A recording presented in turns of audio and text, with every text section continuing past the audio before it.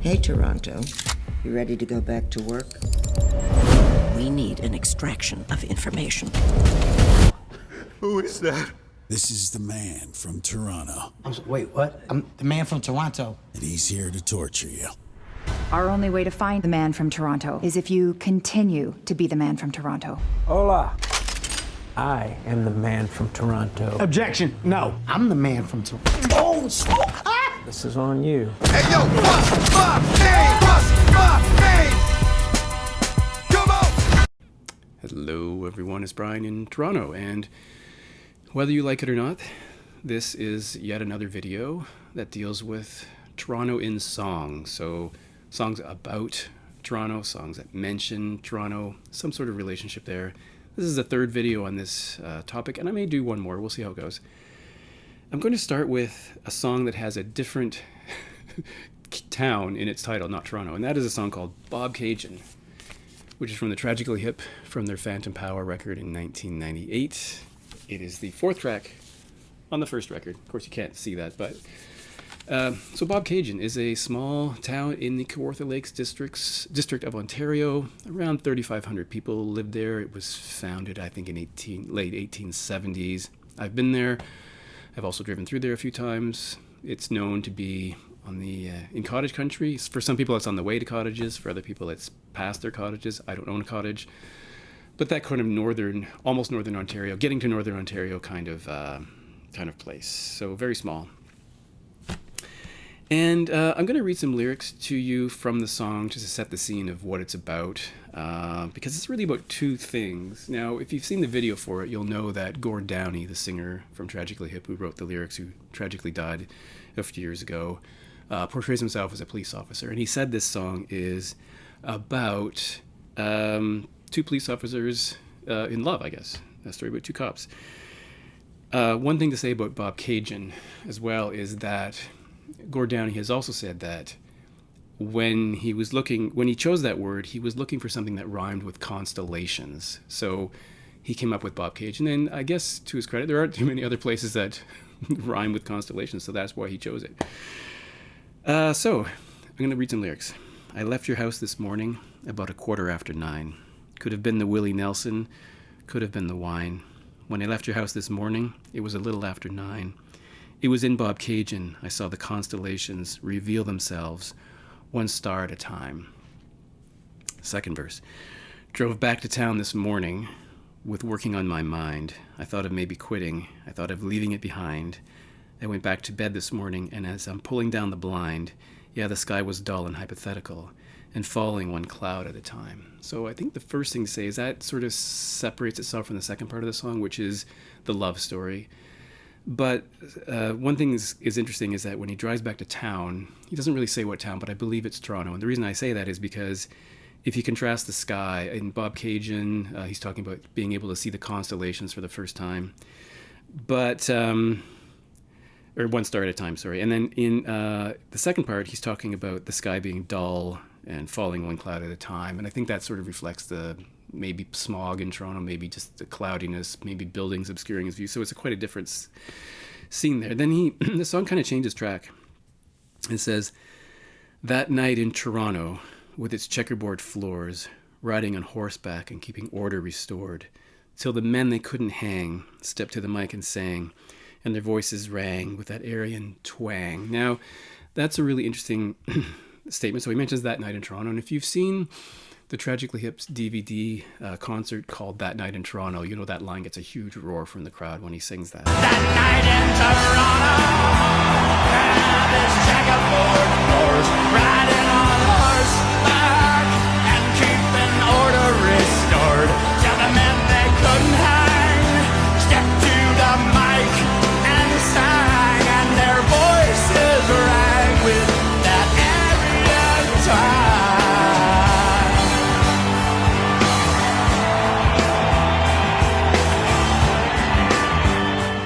With its checkerboard floors, a clear reference to the Horseshoe Tavern on Queen Street West, has very well-known black and white tiles on the floor. And many, many bands have played there over the years. I've seen lots of people there. And then he says, riding on horseback and keeping order restored. probably a reference to police, but when you combine it with the next sentence, you get a different sense of it. Till the men they couldn't hang. Now, the men they couldn't hang is written in lowercase, but it seems that it's a reference to the UK band, The Men They Couldn't Hang, stepped to the mic and sang. And what they're singing, this is kind of like an interesting song within a song. So Gord Downey's singing about the men they couldn't hang, singing a song called Ghosts of Cable Street, apparently. And that references a 1936 altercation in the Whitechapel district in the UK where Oswald Mosley's League of British Fascists apparently were rioting or whatnot, and they were confronted by police on horseback. So that's essentially what that's talking about. Now, there's a question about if there's a parallel reference. So let me read you the next part. I got to your house this morning, just a little after 9, in the middle of that riot.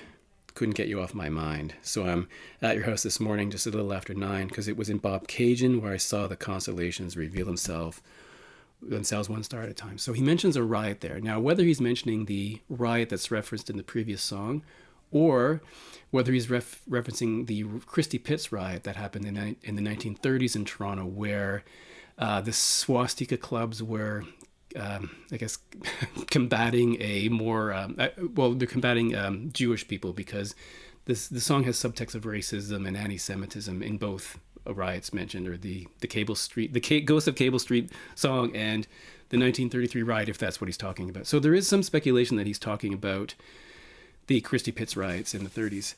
However, some other people have posted that maybe it's about the 1993 altercation between the Heritage Front, which was a neo-Nazi party in Canada, and an anti-racist league, that they were having an altercation in Ottawa on Parliament Hill. But, there could be other things. 1992, there was a riot on Yonge Street in Toronto, which I walked through, strangely, and had to get out of there. But there's some interesting things said about Bobcaygeon and the Tragically Hip. So in 2011, the band performed their first, I think, and only concert in Bobcaygeon, because the town was way too small to host its own concert, if you can think about it. Everyone would have to buy a ticket to go. And the Toronto Star critic wrote this. He noted that the concert was a moment of Canuck rock significance that's roughly equivalent to Roger Waters doing Pink Floyd's The Wall in Berlin. That might be a little overstated, but it's kind of interesting to think about. Now, the band took their final tour in 2016, and they played their final concert in their hometown of Kingston, and Bobcaygeon, the town, broadcast or displayed the concert downtown so everyone could watch it. Apparently 5,000 people traveled to Bobcaygeon just to watch the concert, so that's really kind of interesting. It was the largest public event in the city's history. So that was Bobcaygeon, maybe the most famous song about Toronto. I don't know. Neil Young's On the Beach. Last track here is called Ambulance Blues. Maybe you know it. And so in the song, Neil Young sings, "Back in the old folky days, the air was magic when we played. The riverboat was rocking in the rain. Midnight was the time for the raid." Now, the riverboat is a reference to the Riverboat Club in Yorkville. Yorkville in the 60s was a kind of counterculture, boho, folky kind of scene. And the Riverboat was just one of a number of coffee houses that up-and-coming artists would play. So evidently, at the Riverboat, you had bands like, people like Gordon Lightfoot, Joni Mitchell, Ry Cooder, Don McLean played there, John Lee Hooker, Chris Christopherson, Dan Hill, Jackson Browne, all those people played at those cafes, especially, and particularly the Riverboat. And one other person called Bruce Cockburn, who I will come to in a minute, played there frequently. So the Riverboat is mentioned. And then he sings, "Oh, Isabella, proud Isabella, they tore you down and plowed you under." So that seems to be a reference to 88 Isabella Street in downtown Toronto, where Neil Young lived for a time. And coincidentally, it was right around the corner from a bookstore called Coles, where Neil Young worked for a period of time. So that's a reference to his abode. And later in the song, he sings, "Well, I'm up in T.O., keeping jive alive." So T.O. That's yet another nickname for Toronto. T.O., we call it T.O. And out in the corner, it's 5:30, but the subways are empty, and so are the cafes. So that's an interesting Toronto reference there. Now, I mentioned Bruce Cockburn, who also played the Riverboat, and I think other clubs in Yorkville or other coffee shops in Yorkville. This is a compilation record called Mummy Dust, which has 2 previously unreleased tracks, and one of them was called The Coldest Night of the Year. And this is just a straight up folky kind of song, but he does mention Toronto. So, despite the fact he's from Ottawa, he lived in Toronto for quite a few years. So he says, I was up all night socializing, trying to keep the latent depression from crystallizing. Now the sun is lurking just beyond the Scarborough horizon. So if you're not from here, you may not know that Scarborough is a district to the east of the city. It used to be its separate administrative unit, its own ward, and then city. And now it was amalgamated when the city of Toronto amalgamated into something called the mega city many years ago, where all the wards on this border became part of the city. That was a conservative plan to save money, which I don't know if it worked or not, but he's singing about the fact that it's the coldest night of the year, and that's very appropriate for Toronto because sometimes, as many northern cities, it's very, very cold. He sings, I took in Yonge Street at a glance. That's Yonge, reputedly the longest street in the world, the main north-south street in the city. And he continues singing about everyone wishes they could go to the south of France. So, yeah, we've all had those thoughts in the winter in Toronto. And I'm going to stick with Bruce Cockburn for one more record. This is Stealing Fire from 1984. Most people's pick for his best record. It might be mine, but it might not be. And on here we have a track called Peggy's Kitchen Wall, the last track on side A. And it's a really curious track because essentially it talks about the fact that there's crashing in the kitchen, noise in the hall, and the person's singing, maybe it's a dream, that's all. But there's a window broken, there's falling glass, and the refrain is, who put the bullet hole in Peggy's kitchen wall? Talks about police arriving, they muddy up the floor, they dig out the plaster and find a shell, or a 38, I guess the slug of a 38. Then there's, kick the neighbor's door in, trying to find out who did it. But they don't really know who did it.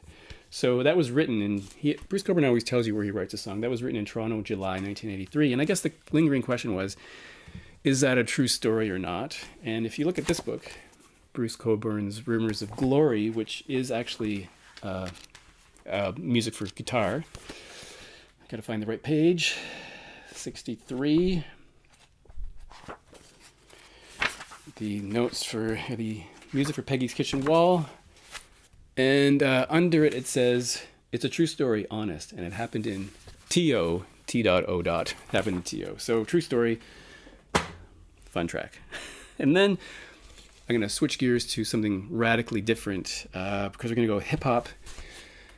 Maestro Fresh Wes. He was just recently inducted into the Juno, that's the equivalent of Grammy's Hall of Fame. But more than that, he is notable for many reasons. He is considered to be the grandfather of Canadian hip-hop. He's the first Canadian rapper to make the Billboard Top 40 in the States, first Canadian rapper to get gold and platinum records in Canada. He won the first rap award ever at the Junos for the Rap Album of the Year award. He has the first rap song inducted into the Canadian Songwriters Hall of Fame. And he's the first rapper inducted into the Canadian Music Hall of Fame. And I'm not talking about Let Your Black Backbone Slide because that's one that everyone knows. That video is Toronto. If you watch it, it's Toronto everywhere. But the track I'm going to mention is Drop the Needle.